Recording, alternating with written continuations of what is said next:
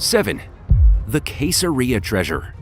In 2023, 2 amateur divers made an extraordinary discovery in the shallow waters of Queseria, an ancient Roman port city on the Mediterranean Sea. Their chance encounter with a long-lost shipwreck brought to light a spectacular trove of artifacts, offering a window into the city's past. Queseria, known for its significant role in the maritime trade during the Roman Empire, has long captivated historians and archaeologists, and this discovery adds a rich chapter to its narrative. The sunken treasure, beautifully preserved by the sea, comprises an array of thousands of exquisite coins and rare bronze statues, each piece echoing tales from an era long gone. These coins and sculptures are not just mere remnants, they are storytellers of the Roman lifestyle and the lavish existence that once thrived in Queseria. The find is a rare glimpse into the artistic and cultural fabric of the ancient city, revealing the intricate details of craftsmanship and the wealth that flowed through this historical port. This discovery is more than an archaeological milestone. It is a beacon for the global community, drawing attention to the untapped mysteries that lie beneath the ocean's surface.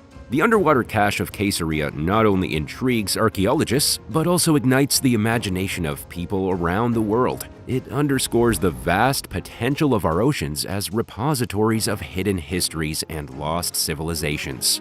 The find in Queseria aligns with other significant discoveries in the region, such as the rare gold Christian coins that tell the tale of a Crusader massacre. Each new discovery in Queseria weaves a more detailed tapestry of the city's history, from its Roman glory days to the tumultuous times of the Crusades.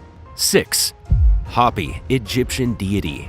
The discovery of the colossal statue of Hoppy, the Egyptian god of the Nile's flood, is a tale of persistence, ingenuity, and a touch of serendipity. For centuries, the city of Herakleion was considered a myth, a mere whisper from ancient texts with no physical evidence to support its existence. However, in 1996, underwater archaeologist Frank Gaudio and his team uncovered the first traces of this long-lost city off the Egyptian coast, not through direct sightings, but through magnetic anomalies. Their excavation in the murky depths led to a remarkable discovery that would rewrite history. Initially, the team found nothing but sand and a fragment of a wall, the remains of a temple. It was when they unearthed a broken granite face beneath more layers of sand that Gaudio realized they had stumbled upon something extraordinary. The statue, even in pieces, was imposing and awe-inspiring. It was Hoppy, a deity revered in ancient Egypt, now lying fragmented in a city swallowed by the sea. The process of recovering Hoppy was a formidable challenge. The archaeologists meticulously cleaned each part, including fragments of the leg and shards of the crown. Given Hoppy's massive size, with his face and torso alone weighing around 5 tons, the task of lifting him from the ocean bed was daunting. The operation was carried out with precision, as the possibility of damaging this invaluable relic was not an option. Reassembling Hoppy on the barge was akin to solving a giant ancient puzzle. The task was tense and strenuous, with each heavy piece moved by crane under Gaudio's careful guidance. Once the statue was safely assembled, it embarked on a journey that captivated onlookers. Misidentified as Cleopatra or Ramesses by enthusiastic crowds, Hoppy traveled to Alexandria, where he underwent a year-long desalination process. The final stage of Hoppy's journey to the British Museum was as dramatic as his discovery. Too large to be moved in one piece, the museum had to remove a ceiling panel to hoist the 6-ton statue into position. Ingeniously, Hoppy was floated on air cushions, reminiscent of a hovercraft, to be maneuvered into his prime spot in the museum. This astonishing discovery of Hoppy not only shed light on the lost city of Herakleion, but also demonstrated the incredible advancements in underwater archaeology. Hoppy's journey from the depths of the Mediterranean to the halls of the British Museum is a testament to human curiosity and our enduring fascination with the ancient world. But before we continue, if you're joining us for the first time, make sure you hit that subscribe button to unlock a treasure trove of incredible videos. And don't keep your thoughts to yourself. Drop a comment below and tell us what content you'd like to see next. 5. The Bellatong Shipwreck. The discovery of the Bellatong Shipwreck, also known as the Tang Shipwreck or Batu Hitam Shipwreck, stands as a monumental find in the realm of underwater archaeology and maritime history. In 1998, local fishermen in the Galasa Strait, off the coast of Bellatong Island, Indonesia, uncovered what would become one of the most significant maritime discoveries of our time. The wreck, lying in 56 feet or 17 meters of water, turned out to be the remains of an Arabian dhow that sank around 830 AD, providing an unprecedented glimpse into the maritime Silk Route that connected the Middle East and China during the Tang Dynasty. The ship, having completed its outward journey from Arabia to China, met its unfortunate fate on the return voyage, approximately 1.6 kilometers or 0.9 miles off the coast of Bellatong Island. The exact reasons for the ship's presence south of the typical maritime route remain unclear. Bellatong Island, located southeast of the Singapore Strait by 610 kilometers or 380 miles, suggests a deviation from the usual path taken by ships navigating between China and the Java Sea, south of Bellatong. What makes the Bellatong shipwreck particularly special is the treasure trove of artifacts it housed. This discovery provided the largest single collection of Tang Dynasty artifacts found in one location outside China, aptly named the Tang Treasure. This collection offers invaluable insights into the cultural and economic exchanges between the Middle East and China during that era. The archaeological efforts were meticulous, focusing on preserving the integrity of the site and its cargo, which in turn has yielded detailed evidence illuminating ancient shipbuilding techniques and the nature of Sino-Middle Eastern trade. Currently, the Tang Dynasty treasures recovered from the Bellatong shipwreck are showcased in a permanent exhibition at the Asian Civilizations Museum in Singapore, under the title Tang Shipwreck. This exhibit not only celebrates the rich history of the Tang Dynasty, but also symbolizes the interconnectedness of ancient civilizations through maritime trade. The artifacts and the ship itself provide invaluable insight into the craftsmanship, trade practices, and cultural exchange between two of the most advanced civilizations of the time, offering a tangible link to a world that existed over a millennium ago. 4. Antikythera mechanism. While exploring a Roman shipwreck off the coast of the Greek island of Antikythera in 1901, a group of sponge divers accidentally stumbled upon a treasure trove that would change the world. They discovered the remarkable Antikythera mechanism. There were other valuable artifacts as well, like statues, pottery, and jewelry. This chance discovery marked the beginning of a journey into unraveling the secrets of what is now known as the world's oldest known analog computer. The Antikythera mechanism, initially overlooked amidst more visually striking objects, was later identified by archaeologist Valerio Stace in 1902. Stace noticed a gear within what appeared to be a lump of corroded bronze and wood.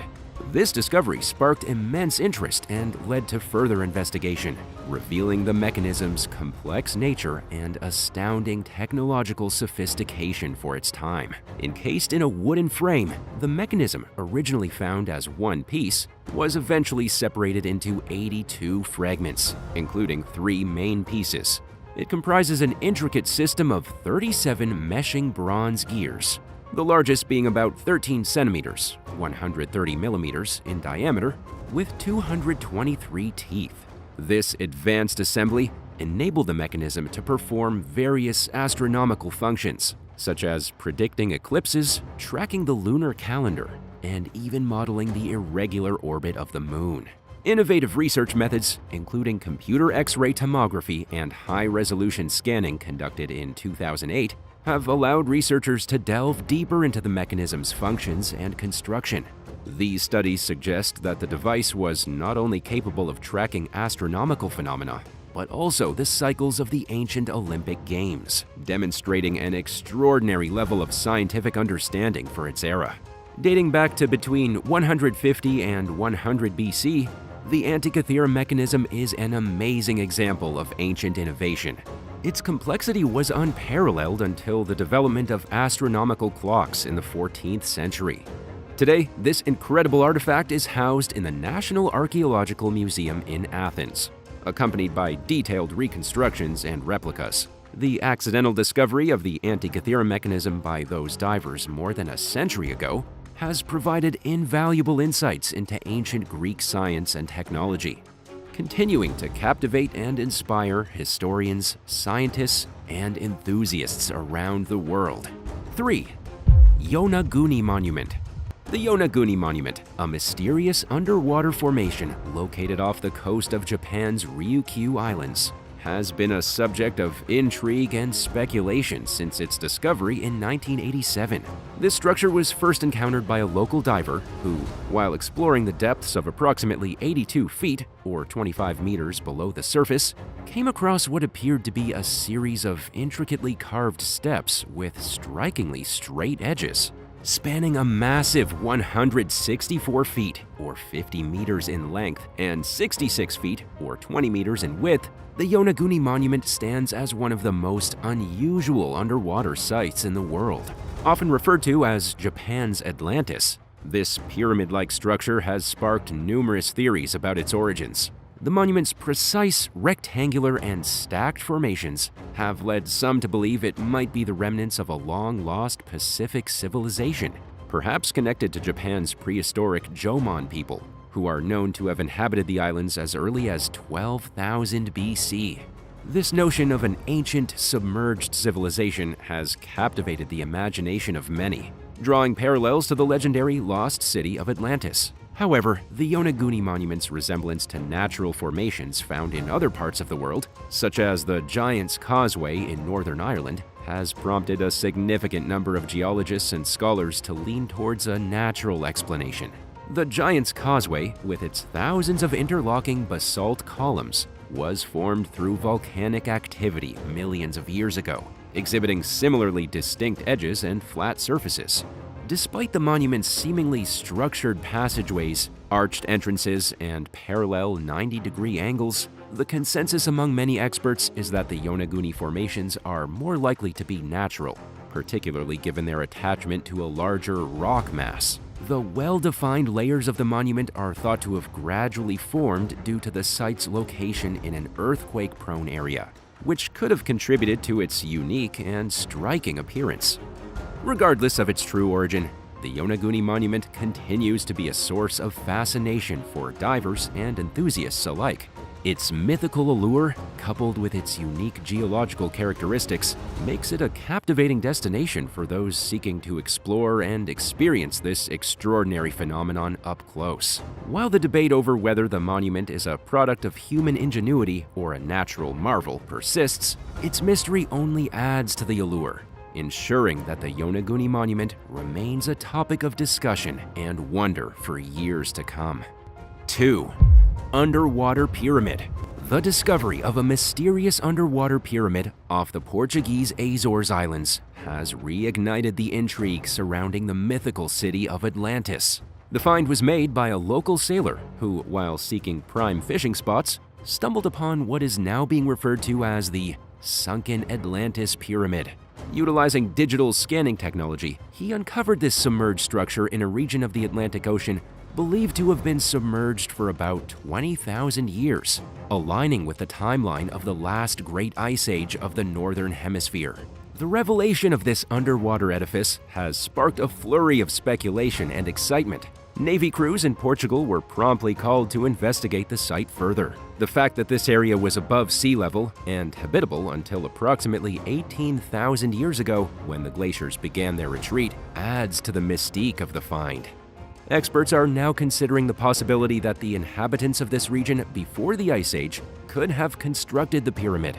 This discovery raises numerous questions about the history of human civilization and the technological capabilities of our ancestors. The potential linkage of this pyramid to the legend of Atlantis, a supposed thriving metropolis lost to the depths, is particularly captivating. While definitive conclusions are yet to be drawn, the discovery undoubtedly provides a tantalizing piece to the puzzle of our past, opening new avenues for exploration and understanding of ancient civilizations that may have existed before recorded history. 1. Underwater locomotives. Beneath the waves off New Jersey's coast, a remarkable discovery highlights a mysterious chapter in transportation history. In 1985, a shipwreck off the coast of Long Branch, New Jersey, revealed an astonishing find. Two rare locomotives from the 1850s, preserved 90 feet or 27 meters underwater. The discovery of these Planet-class 222T models, known as the New Jersey Deep Sea Train Graveyard, has intrigued historians and archaeologists ever since. These steam engines, believed to have been lost during transport from Boston to the mid-Atlantic, have no recorded history of their construction or loss, adding to the enigma of their final resting place. Theory suggests they either fell off the barge transporting them or were deliberately pushed into the sea during a storm to prevent the ship from sinking. Despite being encrusted in rust and barnacles from 160 years under the sea, the locomotives remain remarkably well preserved. Discovered by boat captain Paul Hebler, the find was initially made during a survey of the ocean bottom using a magnometer. The first glimpse of the locomotives, sitting upright as if on tracks, evoked images of a bygone era of steam travel. The murky waters have since made it challenging for divers to fully inspect these engineering marvels. These locomotives are distinct for their time, being fully loaded, self-contained 15-ton engines at a period when steam engines were typically produced at 35 tons, or 70,000 pounds. Despite their power, they were considered too small for the era's needs and soon became obsolete. The New Jersey Transportation Museum has taken an interest in these relics, contemplating plans to recover and restore them. If successful, this initiative could provide invaluable insights into 19th century steam technology and transportation history.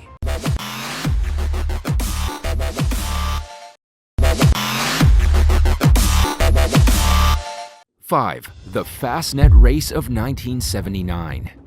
The FastNet Race, organized by the Royal Ocean Racing Club, stands as a prestigious event in the sailing calendar. Departing from Cowes on the Isle of Wight, participants navigate to the FastNet Rock in the Atlantic, returning via the Isle of Scilly to conclude the challenging 605-mile or 973-kilometer course. The 1979 FastNet Race, however, etched itself into history for all the wrong reasons. On August 11th, as 303 racing yachts sailed across the Irish Sea toward the Atlantic, an unforeseen storm emerged. A collision of a cold front with the warm air from the Gulf Stream unleashed hurricane winds and formidable waves, surpassing meteorological predictions. Seasoned sailors grappled with gale-force winds up to 70 knots, or 130 kilometers per hour, and towering waves of 30 feet, or 9 meters. In 1979, many racing yachts prioritized speed over durability, constructing hulls from fiberglass, a lightweight but untested material in adverse weather conditions. Yachts caught in the storm faced overwhelming waves, resulting in capsizing, tipping, and even being torn apart by the raging tides. Rescue efforts encountered challenges, with the storm's intensity complicating the retrieval of distressed sailors far from the shore. Coordination was hindered by inadequate radio technology on the yachts, aggravated by storm interference. Despite the odds, rescue teams, including the Royal Navy, Lifeboat Service, and the Dutch warship HNLMS Overijssel, managed to save 125 sailors, but tragically, 15 lives were lost. After the storm subsided, the extent of the FastNet Race's toll emerged. 75 yachts capsized, 5 sank, and only 86 reached the finish line out of the initial 303. Post-tragedy investigations revealed shocking lapses in safety measures that could have saved lives and vessels. Inadequate radios, flimsy vessel construction, and the absence of crucial safety features like life rafts and emergency radio beacons were identified. Armed with these findings, the offshore sailing community took decisive actions to enhance safety protocols and raise awareness, ensuring that both onshore teams and those at sea were better equipped. Fortunately, there has not been a yacht racing disaster of such magnitude since. 4. The Super Yacht Fire. Super yachts, the opulent possessions of the mega-rich, come with a hefty price tag, often costing millions of dollars. Therefore, when two of these luxurious vessels go up in flames simultaneously, it marks a significant tragedy. On January 4, 2016, authorities in the Marmaris resort in Turkey received reports of a fire engulfing the marina. Upon arrival, they discovered that two prominent superyachts, namely the One and Barbie, were both ablaze. Firefighters worked tirelessly to quell the inferno, while fellow yacht owners endeavored to relocate their boats to prevent them from succumbing to the spreading flames. The challenges, however, extended beyond combating the fire. Simultaneously, a massive operation unfolded to pump water out of the compromised hulls of the two superyachts, preventing their descent into the marina's depths, all while the fire raged on their upper decks. The vessels in question held esteemed status within luxury circles and among enthusiasts. The One, originating from 1973, played a pioneering role in the mega yacht industry and was formerly owned by German supermarket tycoon Helmut Horten. At the time of the fire, it belonged to Francesco Gaetano Caltagirone, prompting design firm Bannenberg and Rowell to express on Twitter that the vessel will be missed.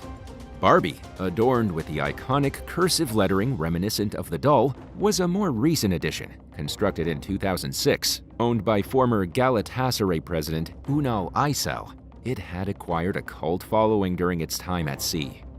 While the exact cause of the fire remains unknown, it is confirmed that it originated on the older vessel, the One. Witnesses reported hearing an explosion emanating from the vessel, possibly attributed to an electrical fault. Fortunately, all individuals on board both yachts emerged unscathed, with no reported injuries. However, the incident undoubtedly incurred substantial financial losses for the yacht owners and their insurance companies. What would you do if you owned a super yacht? Let us know in the comments down below, and don't forget to hit that subscribe button while you're at it. 3. The collision of Topaz and Svea. The Super Yacht Challenge Antigua stands as one of the premier yachting events in the contemporary era, known for the fierce competition amid the open waves. However, in 2020, the intensity reached unexpected heights. Moments before the commencement of the first race on March 12th, the J-class yacht Topaz approached the starting line, just minutes away from the starting signal. Simultaneously, Svea, another J-class yacht, attempted a similar maneuver on the port side. Unfortunately, Svea's course was set for a collision with Topaz, leaving the latter with no recourse. The impact between Svea and Topaz was forceful, resulting in substantial damage to the latter's hull. Unabated, Svea continued its momentum, riding up over the stern of Topaz's top deck, leading to injuries for 3 sailors on board. The collision propelled 2 individuals into the water with such force that they suffered cracked ribs, while a third was dislodged from Svea due to the collision's impact. Both vessels were compelled to retire from the Super Yacht Challenge Antigua before the event even commenced. Topaz sustained damage to its boom, main sheet, and backstays, with the port runner completely torn off by Svea. Concerns about the structural integrity of Topaz's mast also prompted investigations, as the collision had subjected it to an extreme load. Subsequent to the incident, an inquiry was launched to ascertain the cause of the collision involving these seasoned racing yachts. The J-Class Association considered accounts from the event, including dramatic footage captured by a yellow yacht named Velsheda. Ultimately, the investigation determined that Svea bore responsibility for the collision as the port-side vessel and should have yielded the right-of-way. No blame was assigned to Topaz, with the investigators concluding that the vessel had minimal opportunity for effective evasive action given the circumstances. 2. HMY Iolaire. The steam-powered yacht HMY Iolaire was making its way back from the World War I front following a ceasefire on November 11, 1918. On board were numerous men from the Royal Navy Reserves, eagerly anticipating a new year of peace with their families.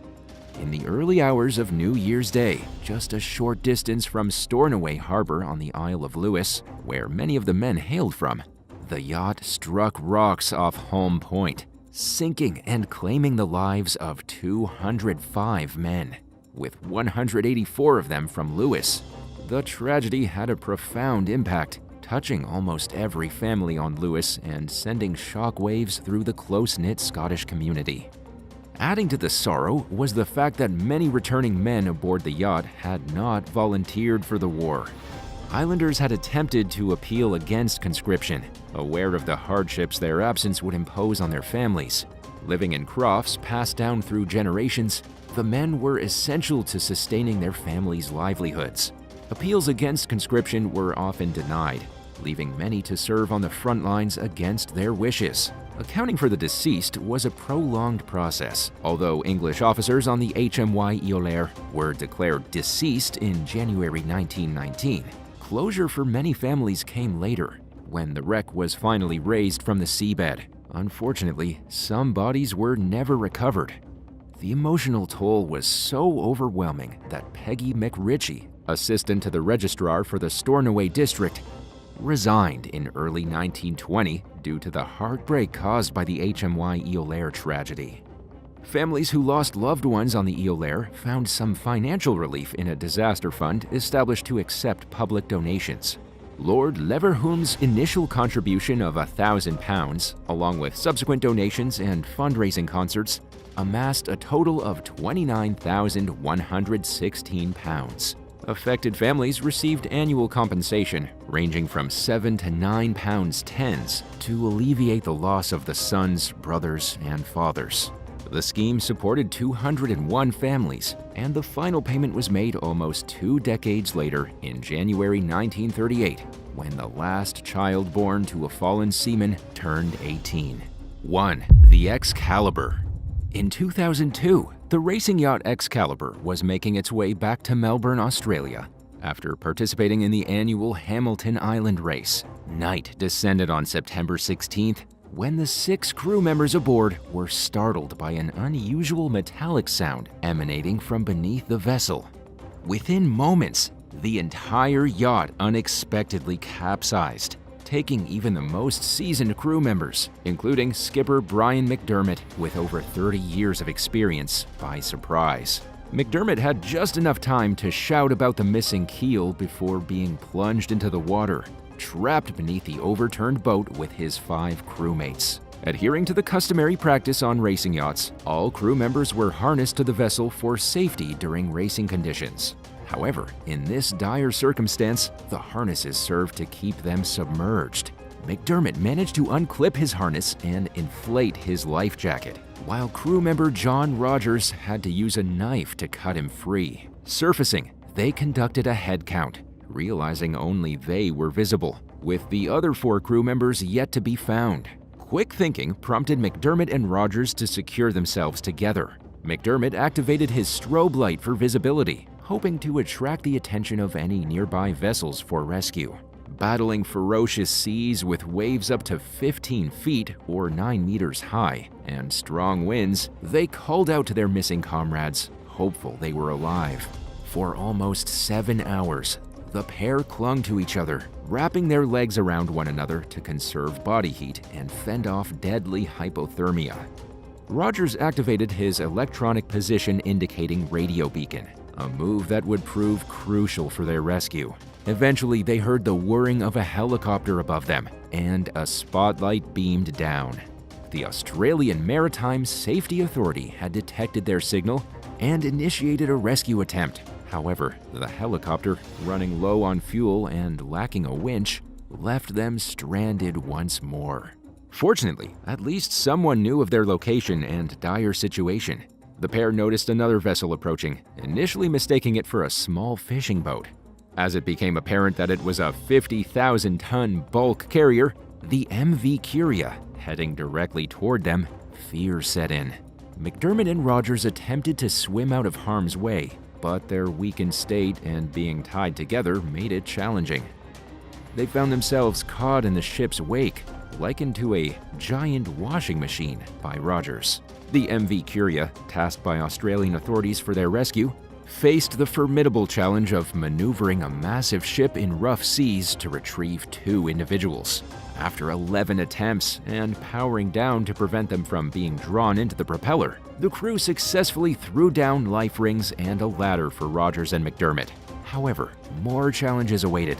Both men were so weak that climbing the ladder, equivalent to scaling 3 stories, seemed nearly impossible in their condition. Fortunately, the crew managed to lasso McDermott and haul him onto the Queseria.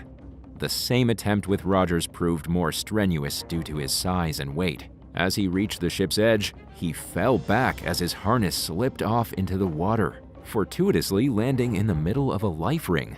After a grueling ordeal, both men were saved and brought back to dry land for treatment in a nearby hospital.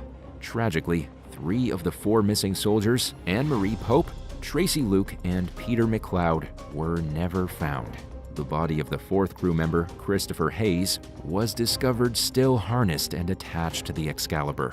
An inquest delved into the fatal events on board the Excalibur that night. It revealed that during the yacht's construction, the keel had been poorly cut and welded in multiple pieces. Instead of being composed of 2 pieces of steel for maximum strength, this structural failure led to the detachment of the keel, rendering the vessel unable to maintain an upright position. A World War II bomb. An unsuspecting woman from Missouri accidentally discovered a bomb in her backyard that was left behind from World War II. She was digging in her garden when she suddenly found the metal object, which actually turned out to be a 50-pound practice bomb. She immediately called the police, who contacted the Air Force to safely remove the explosive. The practice bomb was used for training purposes during the war, and it's not exactly clear how it got there. It could have been either dropped from a plane or simply buried by someone. World War II was a global conflict that lasted from 1939 to 1945. It involved many countries and resulted in millions of deaths around the world, as well as widespread destruction. One of the most devastating aspects of the war was the use of strategic bombing, which targeted civilian and industrial areas with deadly explosives. Both the Allies and Axis powers used strategic bombing to weaken their enemies. The most powerful bombs used in World War II were atomic bombs, which used nuclear reactions to create massive explosions. The United States was the first and only country to use atomic weapons in war.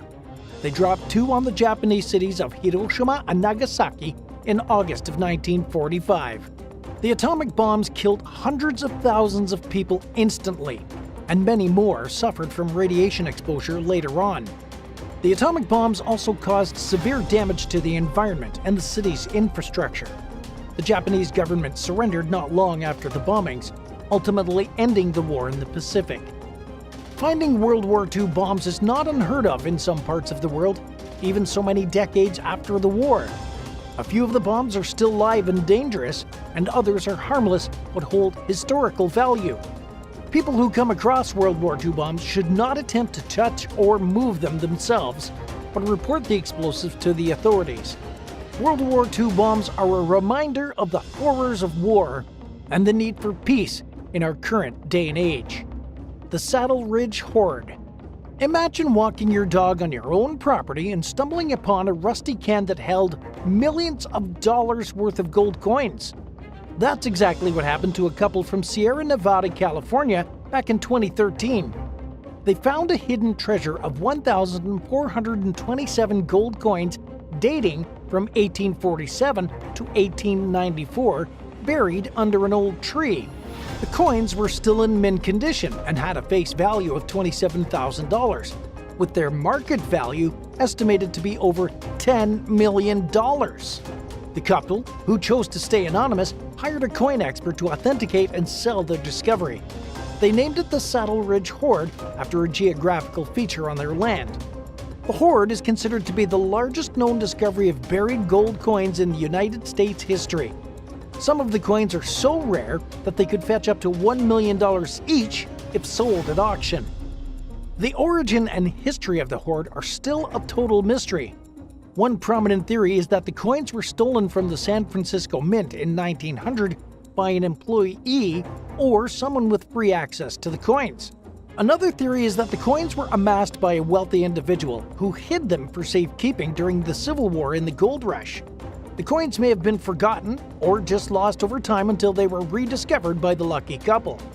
The Saddle Ridge Hoard has sparked a renewed interest in the history and culture of the gold country, where thousands of fortune seekers flocked during the 19th century.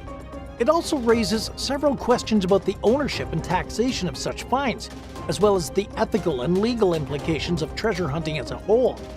The couple who found the hoard said that they planned to use some of the money for charity and to keep a few of the coins as souvenirs. Hidden Cemetery. A man from New Orleans unearthed a 1700s cemetery with 13 caskets when he was digging a plot for a brand new swimming pool. New Orleans is infamous for having historic cemeteries, which are often referred to as cities of the dead because of their elaborate above-ground tombs.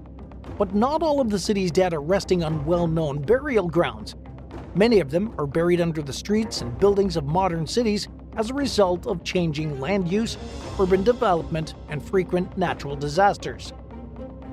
One of these hidden cemeteries was found in 2011 by Vincent Marcello, a French Quarter resident who wanted to build a pool in his backyard. As he started digging, he spotted a wooden coffin in the dirt that was partially decayed and waterlogged. He quickly realized that he stumbled upon an old burial site that dated back hundreds of years to the 1700s, when New Orleans was under Spanish rule. According to historical records, the site was once part of the St. Peter Cemetery, which was first established in 1723 and closed in 1789. The cemetery was situated outside the original city walls, near the river, and was prone to flooding and erosion. When the cemetery was closed down, a few of the remains were moved to other locations, but many were left behind and abandoned. Over time, the land was filled in and developed, and the cemetery was ultimately forgotten. Marcello contacted the authorities and archaeologists, who excavated the site and recovered 13 caskets in total, some of which contained more than one skeleton. The remains were analyzed and found to belong to people of varying ethnicities, including African, European, and Native American. Some of the coffins still had metal plaques with names and dates, while others had no identification whatsoever. The archaeologists also discovered artifacts like buttons, coins, and jewelry.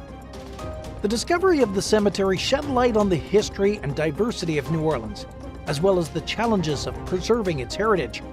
Marcello made the decision to donate the remains and artifacts to the Louisiana State Museum and abandon his plans for a pool. He said that he felt honored to have found the cemetery and that he wanted to respect those who were laid to rest there. What would you do if you found a casket buried in your backyard? Let us know in the comments down below, and be sure to subscribe to the channel if you're enjoying the video so far. Nuclear Fallout Shelter. The Cold War was a time filled with fear and uncertainty for many Americans who constantly faced the threat of a nuclear attack from the Soviet Union. To prepare for this possibility, a few people built fallout shelters in their backyards, hoping to survive the blast and the radiation if that day ever came. One of these shelters was uncovered by a California couple in 2013, who bought a house that came with an untouched underground bunker. The shelter was built in 1961 by Alvin Kaufman, a nuclear engineer who wanted to protect his family from a nuclear apocalypse. He designed the shelter to accommodate 4 people for at least a few weeks and stocked it with supplies such as food, water, clothing, medicine, and even entertainment. The shelter was also equipped with a water tank, a hand-cranked air filter, sleeping areas, and of course a toilet. The shelter even had a radio, board games, and copies of science fiction magazines to keep the family occupied and well-informed. The shelter was perfectly preserved for about 50 years until the new owners of the house decided to open it up and explore it. They were amazed to find a time capsule from the 1960s. They found some unappetizing cans of what was labeled multi-purpose food, as well as granulated protein mix and plenty of coffee.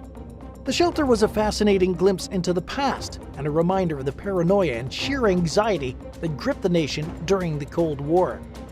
The nuclear fallout shelter from the 1960s in the backyard was a rare find that revealed a lot about the history of that period. It also showed how one man tried to prepare for the worst and offer a safe haven for his family, in case of a nuclear catastrophe. Bundle of cursed money. Some people dream of stumbling upon a treasure in their backyard, but for one Illinois man, it turned out to be a horrible nightmare. In 2013, Wayne Sabaj was picking broccoli in his garden when he discovered a nylon bag containing $150,000 in cash. He decided then and there to do the right thing and report the money to the authorities, hoping that he could keep it if no one ever claimed it. But he soon found out that the money was not actually a blessing, but a curse. The money belonged to his 87-year-old neighbor, Dolores Johnson, who buried it in her yard years ago. She suffered from dementia and thought that the money was evil and brought bad luck. She'd inherited the cash from her late husband, who won it in a lawsuit but died shortly after. She also claimed that the money caused her son's death and made her house catch on fire, so she wanted nothing to do with it and told the police to give it back to Sabaj. Unfortunately, Sabaj's troubles were not over.